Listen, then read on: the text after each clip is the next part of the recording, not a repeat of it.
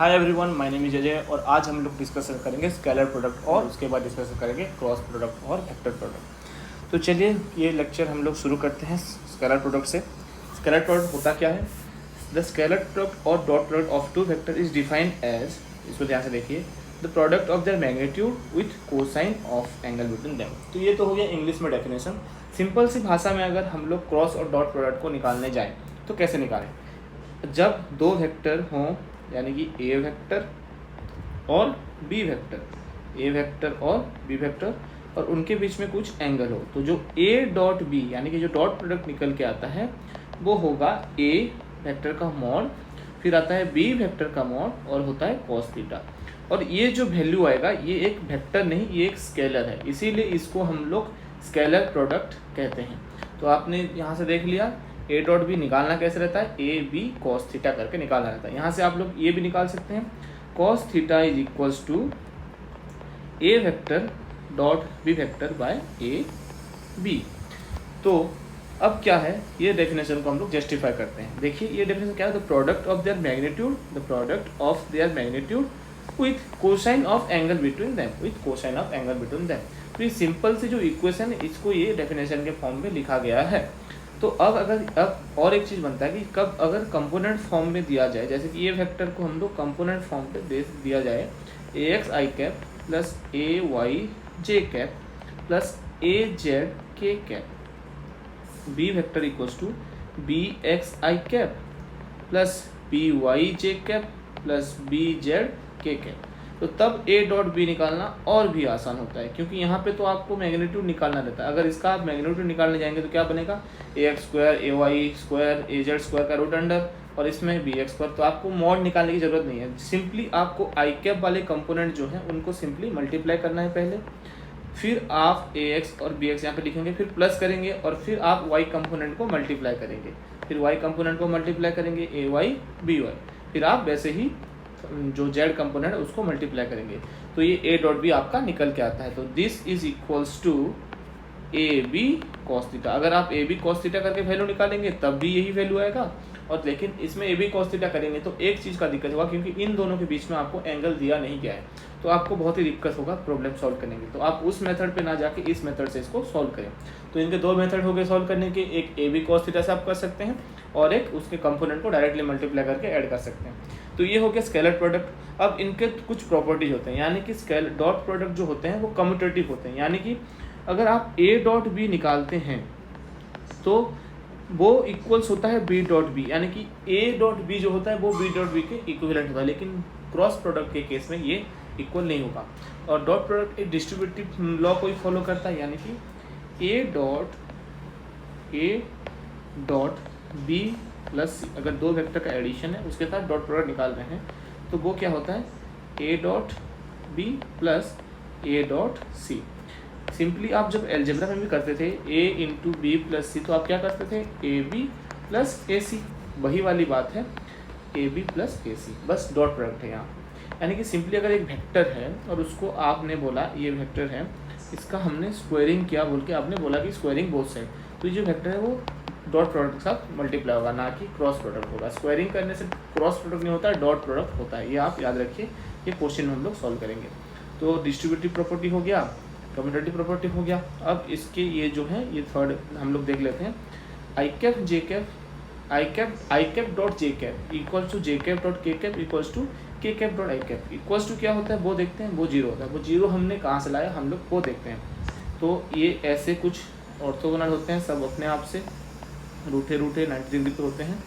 तो ये हो गया आई कैप, ये जे कैप और ये के कैप। तो इन सब में है एंगल 90 डिग्री, इन सब में है एंगल 90 डिग्री, और cos 90 का वैल्यू होता है 0।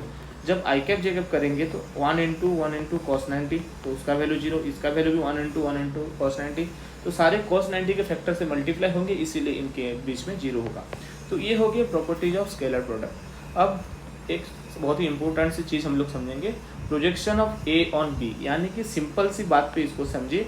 तो ये एक वेक्टर बी है और ये एक वेक्टर ए है, तो इसका कितना शैडो यहाँ पे पड़ता है, यानी कि अगर ये खड़ा हो और हमने लाइट यहाँ से ऐसे रखा तो इसका कुछ शैडो यहाँ पे गिरेगा, तो वो होता है इसका प्रोजेक्शन इसके अंदर, और इसका डायरेक्शन उस पर हम लोग यूज करेंगे। तो ये स्केलर फॉर्म में भी होता है और वेक्टर फॉर्म में भी होता है। पहले तो हम इसको स्केलर फॉर्म में लिखते हैं। इन स्केलर फॉर्म, इनके बीच में एंगल क्या है, थीटा। इन स्केलर फॉर्म हमने पहले ही बताया था कि अगर थीटा एंगल हो तो उसके साथ जो नीचे वाला कंपोनेंट हम लोग बनाएंगे इसको ऐसे, तो ये कंपोनेंट बनेगा वो ए कॉस थीटा बनेगा। तो स्केलर फॉर्म पे सिंपली हम लोग ए कॉस थीटा लिख सकते हैं। और हमने अभी पढ़ा था कॉस थीटा का वैल्यू हम क्या लिख सकते हैं, कॉस थीटा का वैल्यू हम ये लिख सकते हैं। तो यहाँ पे ये हम लोग लिख लेते हैं।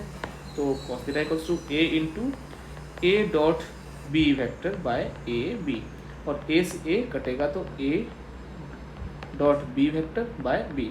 अब हमें पता है किसी भी वेक्टर से उसका मॉड मल्टीप्लाई करते हैं तो वो एक यूनिट वेक्टर देता है, यानी कि ए वेक्टर डॉट ये इसका बी वेक्टर का यूनिट वेक्टर देगा, यानी कि बी कैप। तो ये हो गया स्केलर फॉर्म पे।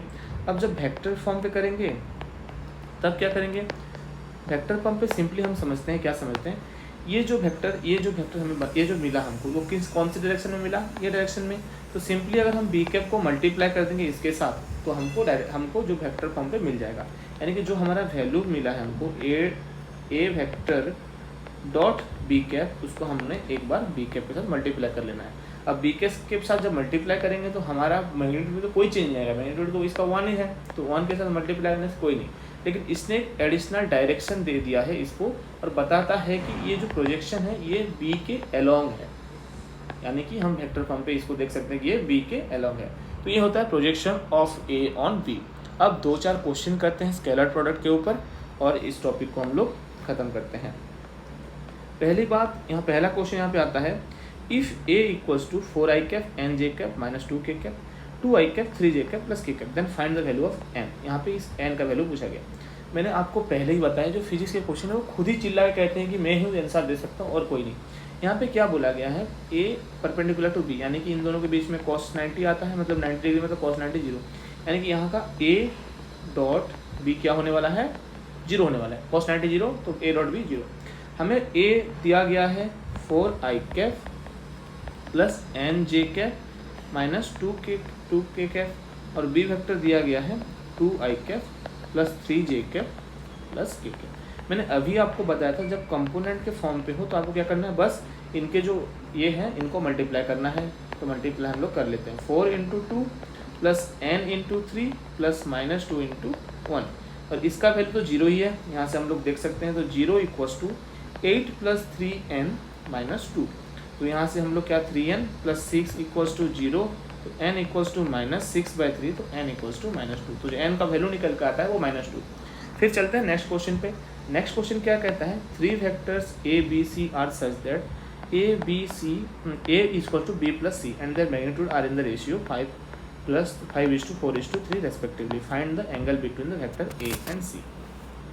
इस पे क्या बोला गया है, पहली बात तो आपको वही वाली चीज़ है, फिजिक्स खुद चिल्ला के कहता है कि मैं ही आंसर हूँ, तो यहाँ पे खुद चिल्ला रहा है कि मेरे से आंसर निकालो। तो इसको हम लोग करेंगे a equals to b plus c। तो हम अब a और c के बीच में निकाल रहे हैं, तो a और c को हम लोग माइनस कर लेते हैं। और मैंने आपको एक चीज़ बताया था, जब हम स्क्वायरिंग करते हैं तो वो डॉट प्रोडक्ट ही होता है। तो स्क्वायरिंग बोथ साइड हमको क्या मिलेगा, सेल्फ जो मिलेगा। तो स्क्वायरिंग बोथ साइड हमें क्या मिलेगा, a minus C dot a minus C equals to b dot b। यहाँ से अब डिस्ट्रीब्यूटिव प्रॉपर्टी तो पहले इसके साथ मल्टीप्लाई होगा फिर इसके साथ मल्टीप्लाई होगा, तो a dot a minus a dot c minus c dot a minus c dot c। ये मैंने कैसे निकाला, पहले a को a के साथ मल्टीप्लाई किया तो a डॉट a मिला, फिर a को मैंने c के साथ मल्टीप्लाई किया तो ये मिला, फिर c को a के साथ किया तो ये मिला, फिर c को c के साथ किया तो ये मिला। और b डॉट b क्या होता है, यहाँ पे b डॉट b है ऑलरेडी। a डॉट a और a के बीच में एंगल कितना है, 0 डिग्री, क्योंकि एक ही वेक्टर है तो उनके बीच में एंगल 0 डिग्री। ये ही a वेक्टर है तो ये भी एक वेक्टर है, तो इनके बीच में एंगल 0 डिग्री है। तो जब cos 0 1 होता है तो a इसका वैल्यू क्या बनेगा, a इंटू cos 0, यानी कि a इंटू 1। तो a क्या होता है, a स्क्वायर बन जाएगा। इनके बीच में हमें एंगल पता नहीं तो ac cos थीटा, क्योंकि हमको एंगल निकालना है। और इनके बीच में हमको एंगल नहीं पता है तो ca cos थीटा, और इसको हम लोग c स्क्वायर लिख सकते हैं और इसको हम लोग b स्क्वायर। तो अब यहाँ से कैसे निकालेंगे, a square minus C square minus 2ac cos theta लिख सकते हैं। अब 4 इंटू 3 हो या 3 इंटू 4 हो, सेम ही होने वाला है, तो वही चीज़ को देख के हम लोग इसको कर सकते हैं।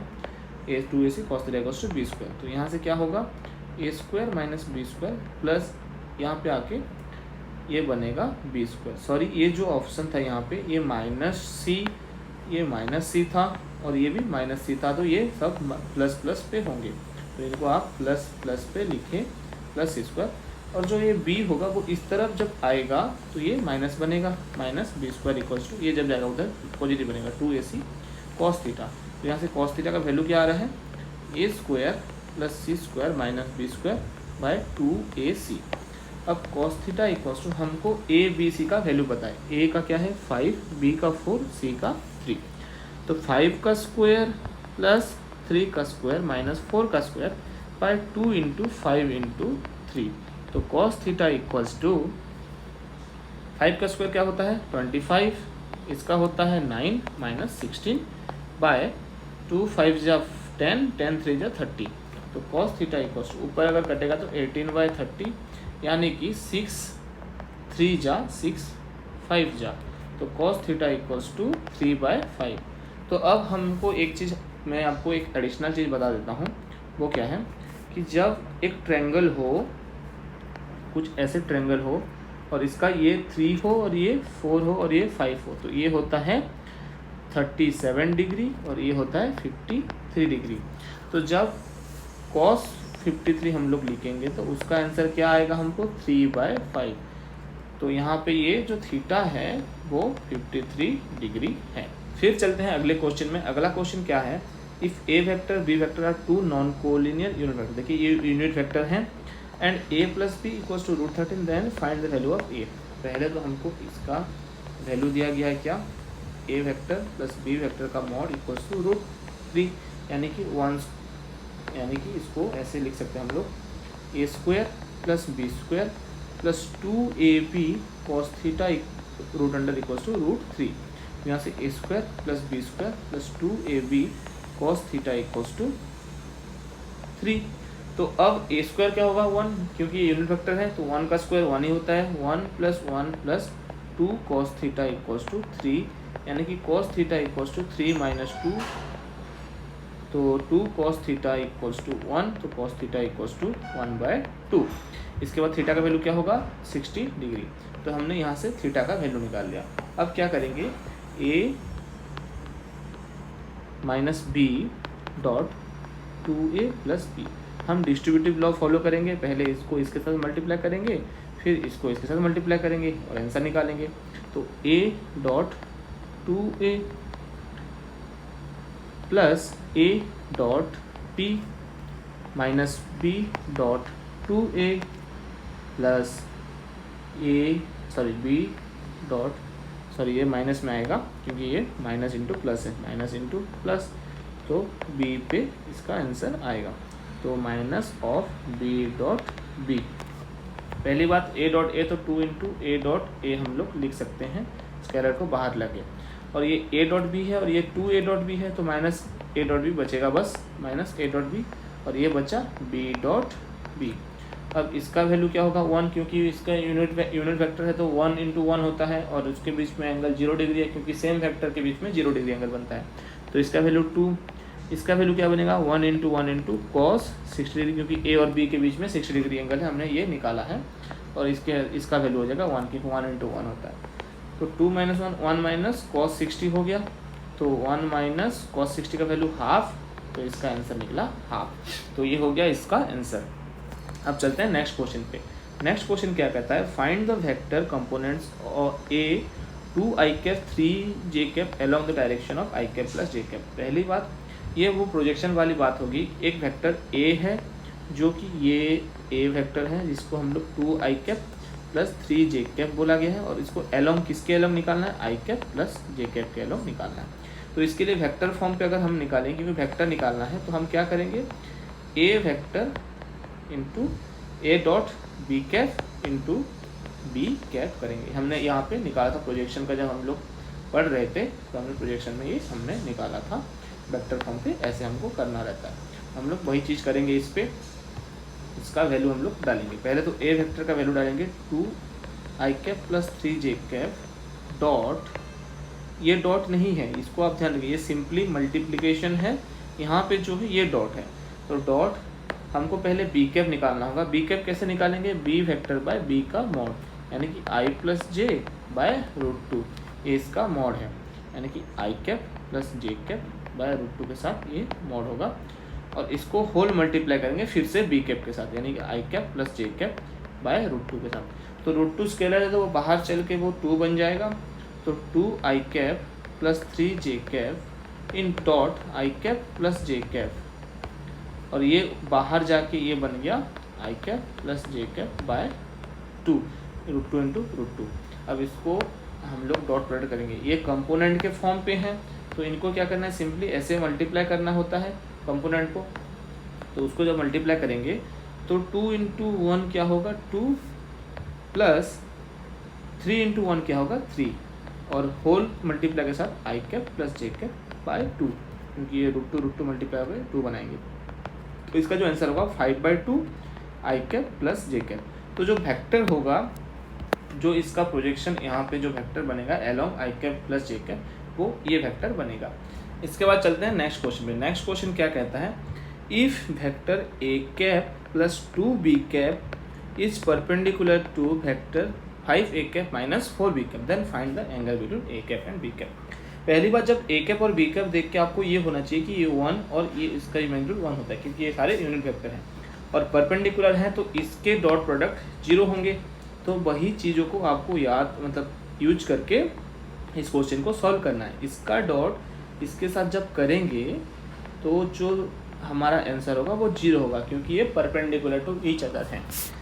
ए और बी परपेंडिकुलर नहीं है, लेकिन ये जो वेक्टर है ये इसके साथ परपेंडिकुलर है, यानी कि ये वेक्टर हम ऐसे मान सकते हैं a cap plus 2b cap is perpendicular to 5a cap minus 4b cap, और a कैप और b कैप के में हमको एंगल निकालना है थीटा।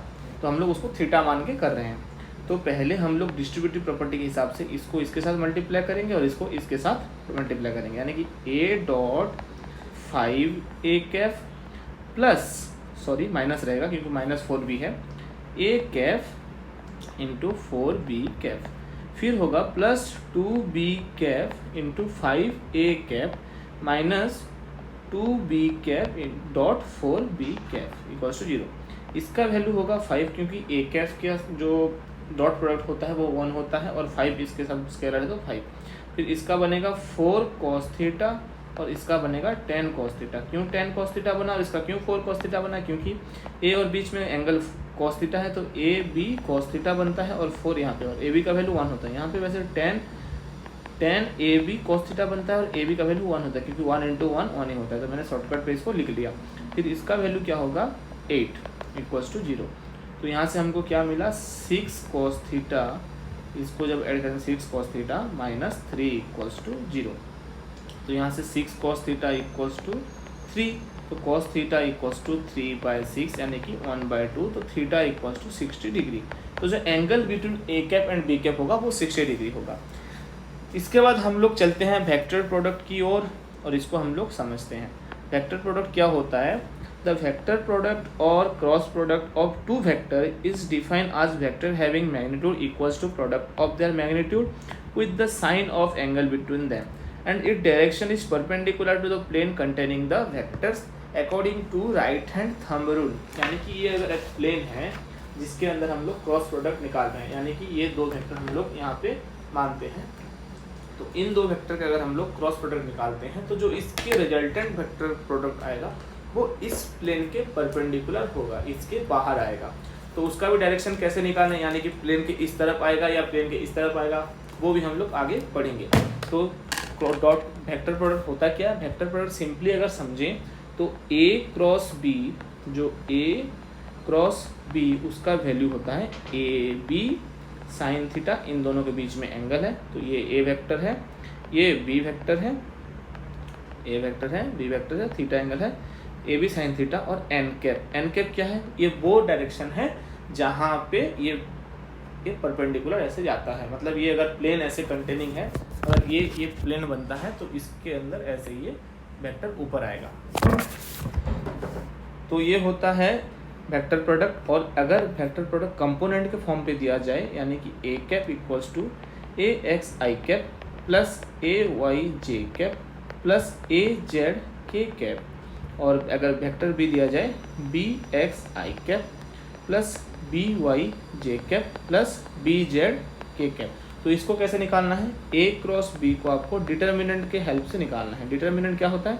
ऐसे आपको आई जे के लेना है और इन सारे के आपको कोफिशिएंट को लिखना है। A X A Y A Z को यहाँ पे लिखना है, B X B Y B Z को यहाँ पे लिखना है। कैसे लिखेंगे? A X A Y A Z B X B Y B Z. अब डिटर्मिनेंट कैसे सॉल्व करते हैं वो मैं आपको एक क्वेश्चन के थ्रू समझाऊंगा।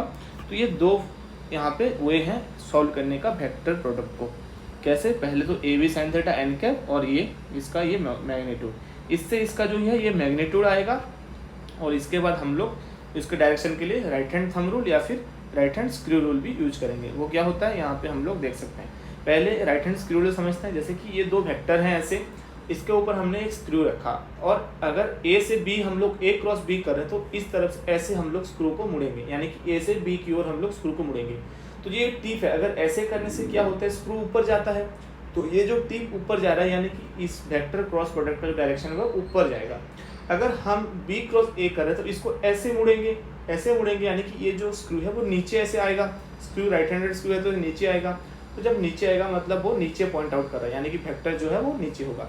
या तो ये रूल यूज कर सकते हैं या फिर right hand thumb rule use कर सकते हैं। इसमें क्या करना होता है, दो वेक्टर होते हैं ऐसे, दो वेक्टर ऐसे होंगे जिनके हमको क्रॉस प्रोडक्ट निकालने होंगे। जैसे कि हम लोग मान लेते हैं ये है ए वेक्टर, ये बी वेक्टर है, हमको ए क्रॉस बी करना है, यानी कि ए वेक्टर से हमको ये अपना पाम को ऐसे लेके बी वेक्टर से हमको कर्ल करना है। उसके बाद जो हमारा डायरेक्शन मिलेगा वो हमारा ए क्रॉस बी का डायरेक्शन होगा। और अगर बी क्रॉस ए होगा तो बी क्रॉस ए ऐसे करेंगे तो नीचे जाएगा हमारा डायरेक्शन। तो हम ये दो रूल यूज करके हम निकाल सकते हैं direction of A cross B vector, यानी कि वेक्टर प्रोडक्ट डायरेक्शन ऐसे हम लोग निकाल सकते हैं। इसके बाद चलते हैं ज्योमेट्रिकल मीनिंग समझते हैं। एक्चुअल में वेक्टर प्रोडक्ट का ज्योमेट्रिकल मीनिंग होता क्या है? Geometrical meaning of vector product, यानी कि इसको हम लोग समझते हैं एक पैरेललोग्राम की मदद से। एक पैरेललोग्राम हम लोग बनाते हैं सबसे पहले, एक पैरेललोग्राम ले लेते हैं जिसकी मदद से हम इसको समझेंगे। तो ये एक पैरेललोग्राम है जिसके साइड्स में दो वेक्टर लगे हैं, ए वेक्टर और बी वेक्टर। इसको हम लोग ए वेक्टर मानते हैं और ये बी वेक्टर, इसका कुछ एंगल थीटा है। तो अगर हम लोग इसका प्रोजेक्शन निकालेंगे ऐसे, ये अगर निकालेंगे ये जो हाइट है परपेंडिकुलर हाइट, तो ये जो निकल का था वो बी साइन थीटा होता है और ये नीचे वाला बी कॉस थीटा होता है। तो अब अगर यहाँ से हम लोग एरिया निकालेंगे, एरिया क्या होता है एरिया क्या होता है? Base into height. एरिया होता है बेस इनटू हाइट, यानी कि बेस क्या है इसका? ए वेक्टर है, मतलब ए है इसका मैग्नीट्यूड, और हाइट क्या है इसका? B sine theta. अब यहाँ से आप देख सकते हैं ए बी साइन थीटा दिख रहा है, यानी कि ए क्रॉस बी का ये जो है मैग्नीट्यूड है। तो जो एरिया ऑफ ए पैरेललोग्राम होता है, एरिया ऑफ ए पैरेललोग्राम होता है वो होता है ए क्रॉस बी का मैग्नीट्यूड। तो ये इसका ज्योमेट्रिकल मीनिंग है, यानी कि अगर दो साइड रिप्रेजेंट करते हैं दो वेक्टर को तो उसका एरिया हम लोग कैसे निकाल सकते हैं? ए क्रॉस बी का मैग्नीट्यूड निकाल के। अब कुछ फॉर्मूले होते हैं, जैसे कि एरिया ऑफ ट्रायंगल निकालना होता है आपको, एरिया ऑफ ट्रायंगल। तो आप क्या कर सकते हैं? Half into base into height कर सकते हैं। तो इसको आप ऐसे भी कर सकते हैं, बेस इंटू हाइट की जगह पे आप यहाँ पे ए क्रॉस बी का यूज ले सकते हैं, उसका मैग्नीट्यूड, क्योंकि base into height equals to A cross B. अब अगर एरिया ऑफ पैरेललोग्राम दिया जाए तो क्या करेंगे आप? Area of parallelogram equals to A cross B. और एरिया ऑफ पैरेललोग्राम दिया जाए और बोला जाए कि जो ये एरिया ऑफ पैरेललोग्राम दिया जाए और बोला जाए कि डायगोनल जो है ये ए वेक्टर हो और ये बी वेक्टर है और इसके कुछ साइड आपको दिया ना जाए, तो आप क्या करेंगे? हाफ इंटू ए क्रॉस बी करेंगे, यानी कि ये जो ए और बी है ये डायगोनल को रिप्रेजेंट करते हैं और यहाँ पे ये जो ए और बी होते हैं ये साइड को रिप्रेजेंट करते हैं। अगर वो साइड को रिप्रेजेंट करते हैं तो आपको ए क्रॉस बी का डायरेक्ट मैग्नीट्यूड लेना है, अगर वो डायगोनल को रिप्रेजेंट करते हैं तो आपको हाफ इंटू ए क्रॉस बी लेना है। तो ये 3 फार्मूला आप यूज करेंगे, आपकी क्वेश्चन बनेंगे। इसके बाद कुछ प्रॉपर्टी देखते हैं। वेक्टर प्रोडक्ट जो होता है वो कम्यूटेटिव नहीं होता, यानी कि A cross B is not equals to B cross A। ये कैसे? जैसे कि A क्रॉस B हम लोग जब निकाल रहे थे तो उसका कुछ डायरेक्शन ऐसे ऊपर आ रहा था, और जब B क्रॉस A निकाला नीचे, तो दोनों के अपोजिट डायरेक्शन है। तो हम ऐसे लिख सकते हैं इसको, A cross B is equals to minus of B cross A, यानी कि उनके नेगेटिव हैं वो दोनों।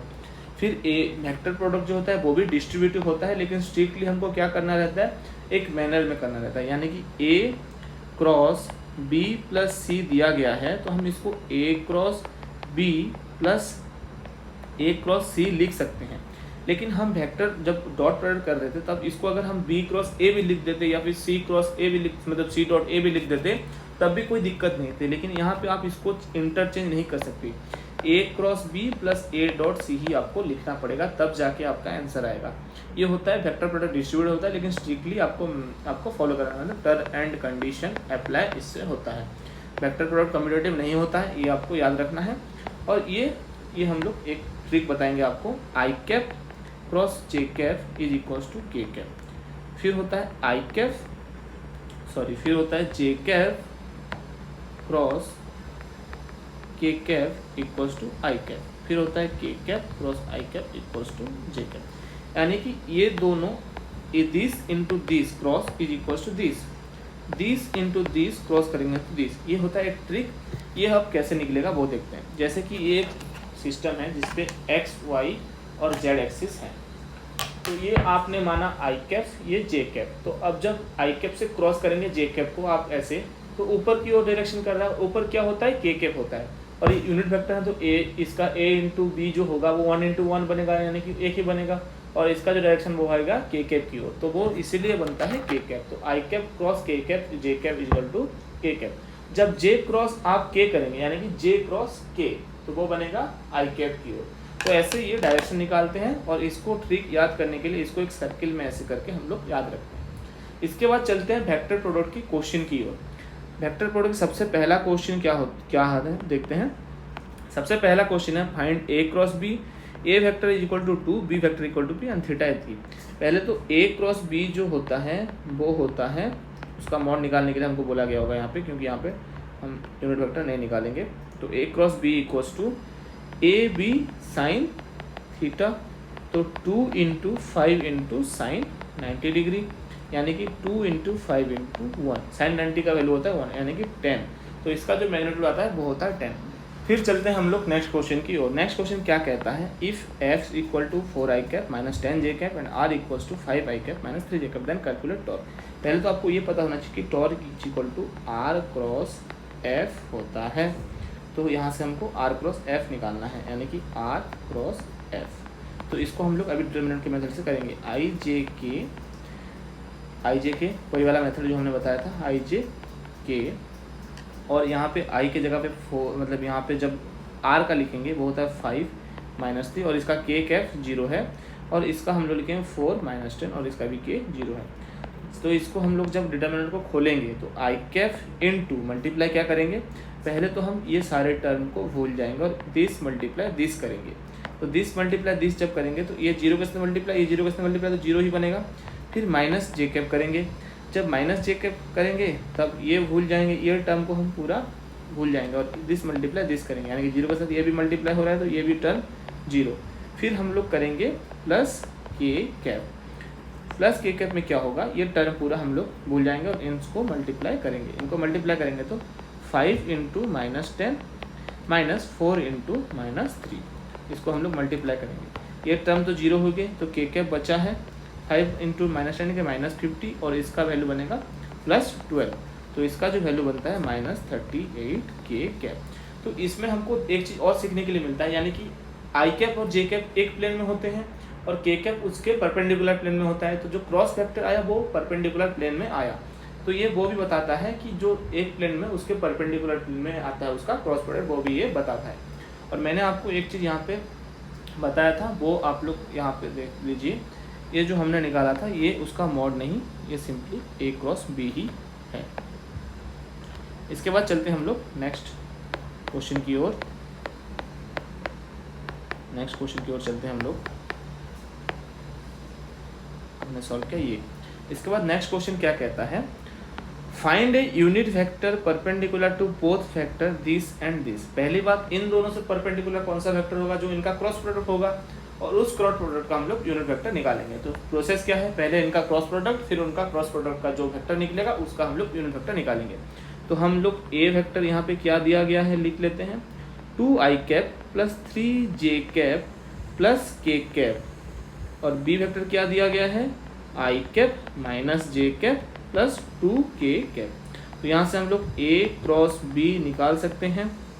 a क्रॉस b कैसे निकालेंगे, वही डिटर्मिनेंट मेथड से i j k, और इन सारे के कोफिशिएंट को हम लोग लिख लेंगे 1 -1 2। आप लोग एक चीज़ यहाँ पे ध्यान रखिए, जब डिटर्मिनेंट को खोलते हैं तो पहले i की जगह पे यहाँ पे पॉजिटिव देते हैं हम लोग, और यहाँ पे फिर नेगेटिव देते हैं, फिर पॉजिटिव देते हैं, प्लस माइनस प्लस करना रहता है, plus i cap minus j cap plus k cap. ये खोलने का तरीका होता है डिटर्मिनेंट को, डिटर्मिनेंट मैट्रिक्स को ऐसे ही सॉल्व किया जाता है। तो यहाँ पे हम लोग सॉल्व करेंगे तो i cap equal to multiply by, पहले तो हम ये सारे चीज़ों को भूलेंगे, यानी कि इसको भूल के हम लोग इनको क्रॉस मल्टीप्लाई करेंगे। तो क्रॉस मल्टीप्लाई जब करेंगे 3 × 2 माइनस माइनस रख के फिर -1 × 1 करेंगे, फिर माइनस j कैप को मल्टीप्लाई के अंदर क्या करेंगे, जब ये करेंगे तो इसको भूलेंगे, इन सब चीज़ों को हम लोग भूल जाएंगे और इनको प्लस मल्टीप्लाई करेंगे। तो 2 × 2 करेंगे माइनस 1 × 1, फिर plus k cap, plus k cap की जगह पे क्या करेंगे हम लोग, प्लस इतना भूल जाएंगे हम लोग और इनको मल्टीप्लाई करेंगे, यानी कि 2 × -1 × 3। फिर हम लोग आंसर निकालेंगे, i कैप इक्वल्स टू 3 × 2 = 6, और ये माइनस हो जाएगा प्लस 1, फिर माइनस j कैप 4 -1, फिर प्लस k कैप -2 -2। यहाँ पे 7i कैप बना, यहाँ पे बना 3j cap plus -4k cap. तो हमारा जो a क्रॉस b आया वो आया कुछ इस तरीके से। अब हमको a क्रॉस b का यूनिट वेक्टर निकालना है, यानी कि क्या करना है, पहले तो हमको क्या, जब यूनिट वेक्टर निकालेंगे तो हमको उसके मैग्नीट्यूड के साथ मल्टीप्लाई करना है, यानी कि a क्रॉस b का जब यूनिट वेक्टर हम लोग निकालेंगे तो उसको कैसे करेंगे, a क्रॉस b वेक्टर तो लेंगे ही, उसके बाद a vector b vector cross का हम लोग मैग्नीट्यूड भी लेंगे, यानी कि पहले वेक्टर लिख लेते हैं 7i cap minus 3j cap plus -4k cap, और मैग्नीट्यूड क्या होगा 7² -3 का स्क्वायर प्लस -4 का स्क्वायर, रूट अंडर के अंदर रहेगा, ऊपर वेक्टर अभी भी है 7i cap minus 3j cap minus 4k cap. 7 का स्क्वायर होता है 49, इसका होता है 9 और इसका होता है 4 यानी कि 16। जब प्लस करेंगे पॉजिटिव में ऐड करेंगे तो 74 कुछ बनेगा नीचे। तो इसका जो यूनिट वेक्टर निकल के आता है वो 7i cap minus 3j cap minus 4k cap by root under 74। तो ये रहता है एक प्रोसेस आंसर निकालने का। फिर चलते हैं इस चैप्टर के लास्ट क्वेश्चन में, और इस चैप्टर की करते हैं हम लोग दी and. There are two vectors a equals to this much, b equals to this much. For these two vectors, if a cross b are the adjacent side of a parallelogram, then find the magnitude of its area. तो मैंने कहा था जब ये दो side को दर्शाता हो तो आप सीधा a क्रॉस b का मैग्नीट्यूड लेके उसका एरिया निकाल सकते हैं। And find a unit vector which is perpendicular to both a and b, यानी कि a क्रॉस b का हमको यूनिट वेक्टर भी निकालना है, जो कि हमने यहाँ पे भी निकाला था।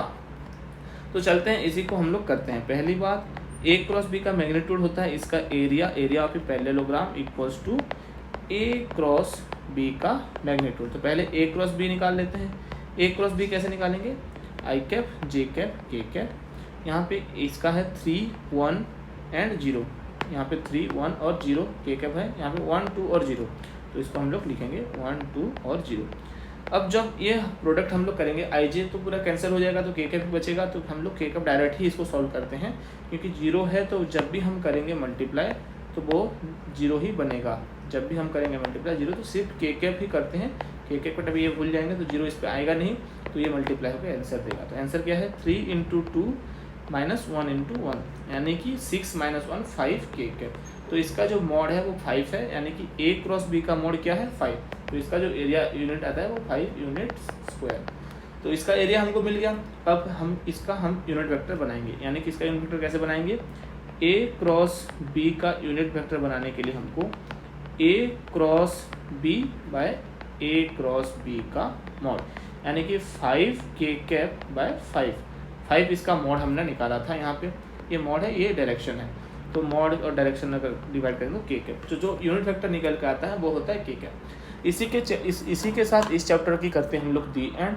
और मैं आशा करता हूँ ये चैप्टर आपको समझ में आया होगा, लेकिन मैं आगे इसका एक कॉन्सेप्ट वीडियो लेके आऊँगा जिसमें मैं इस चैप्टर को पूरा एक्सप्लेन करूँगा फिर से, ताकि आप इस चैप्टर में कुछ भी डाउट आपका नहीं रहे। तब तक के लिए मिलते हैं। जय हिंद, वंदे मातरम।